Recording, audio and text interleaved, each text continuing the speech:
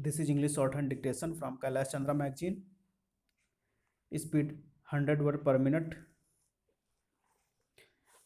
Ready, start. About 11 honorable members have taken part in the debate and have given valuable suggestions on the electoral reforms. The bill that is before the House is only on one point, that is, countermanding the elections should not be there if an independent candidate dies.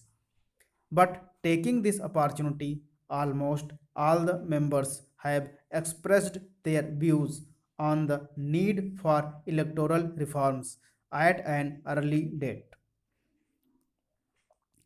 As far as this bill is concerned, I do not think there will be any objection from any member.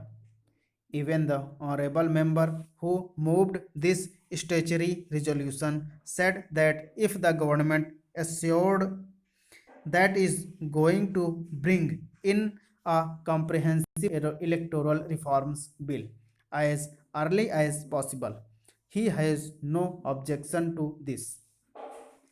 This ordinance had to be issued because of the expenditure experience in parliament and assembly elections in various states, particularly in the state of Punjab. During the last Punjab elections, a number of candidates, particularly independent candidates, were killed, and that has made the government think seriously what it should do. Elections in 13 parliamentary constituencies, including the ones in Punjab, were countermanded.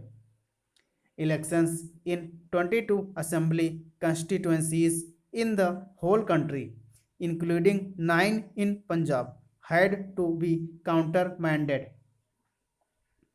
So, this high incidence of deaths has made the government think and came forward with the ordinance with which will enable the elections to go on in spite of deaths of independent candidates.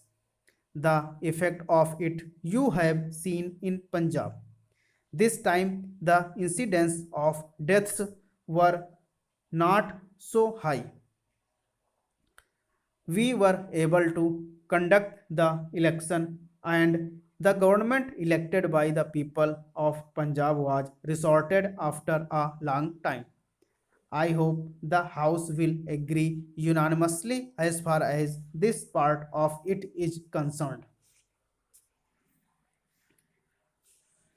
About the electoral reforms, the government is also more serious. We have been making a lot of efforts. We will come forward with some of the suggestions later, but as the honorable member Dr. Jain has said, a lot of efforts has gone into the thinking about the electoral reforms.